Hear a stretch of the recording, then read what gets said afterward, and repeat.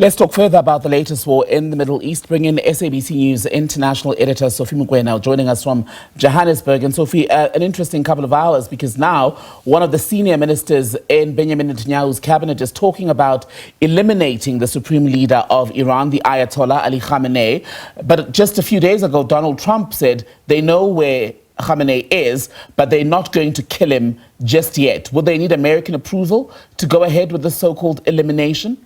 Yes, they need approval from the United States of America, because if that happens, it's going to be a full-scale war. And therefore, Israel will need its allies to back Israel Defense Force. And you can see already Israel is vulnerable. Yesterday, the Prime Minister of Israel, Benjamin Netanyahu, did admit that it has been very difficult for Israel. We saw those missiles touching down in Tel Aviv and doing damage in southern part of Israel this morning, including the hospital and the stock exchange. And people have died in Israel, something that we are not used to. Normally, we know the rockets from Gaza, but the Iron Dome is quick to intercept those rockets. This time around, with the sophisticated military way of the Iranians, it's very difficult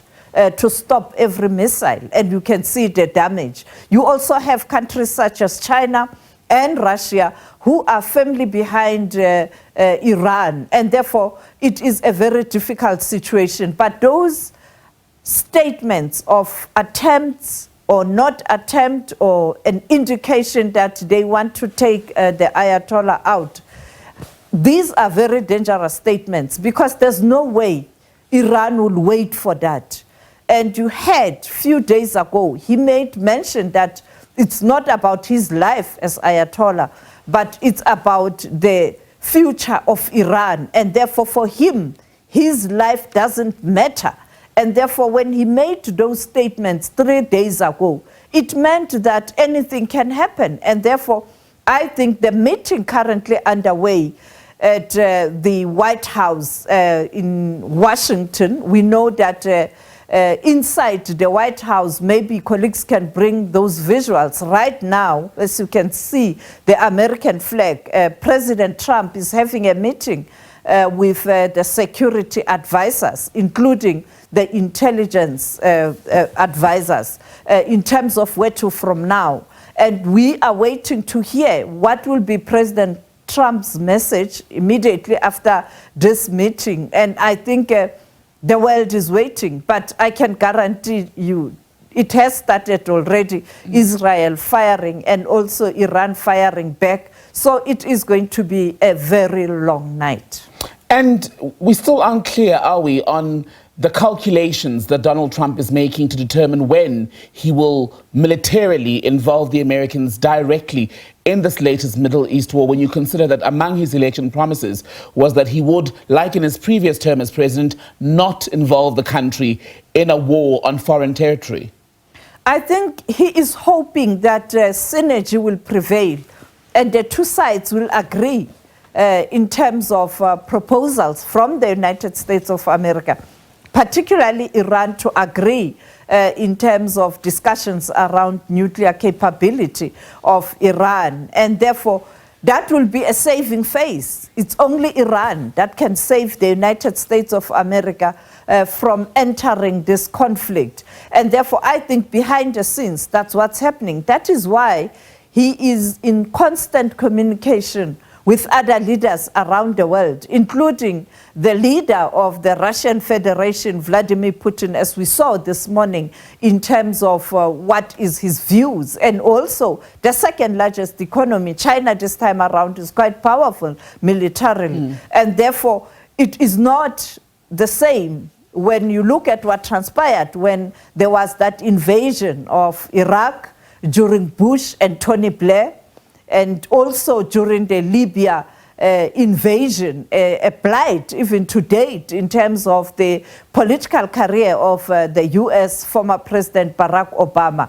And therefore, this is a complete different world where the the geopolitics have completely changed and balance of forces, because that process of continuously sidelining Russia has led to the situation where the West can't count on Russia.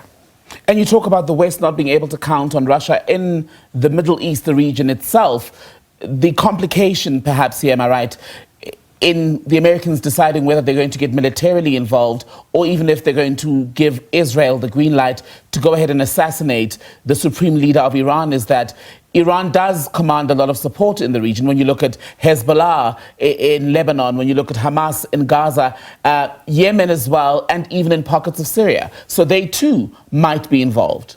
They too, all of these forces might be involved, those who are supporting Iran. But when you look at what Israel did in the past few months, they tried to weaken Hezbollah, tried to weaken Hamas, and those forces that are likely going to support Iran. But now you have Russia saying, don't do that. China saying, don't do that. Pakistan saying, don't do that. And Pakistan is a nuclear country. It has got nuclear capability. We saw that standoff with India. And therefore, the Middle East is not the Middle East that we know. It's a complete different animal right now. You still have pockets of countries that are surrogates of the United States of America behind the scenes that might avail facilities and perhaps launching areas for the U.S. if U.S. decides to go into a conflict with Iran. But they themselves, those countries, they are scared. They don't know what will be the outcome. And finally, and as I pointed out, the Ayatollah saying 3 days ago that his life doesn't matter anymore. In other words, he's ready for anything.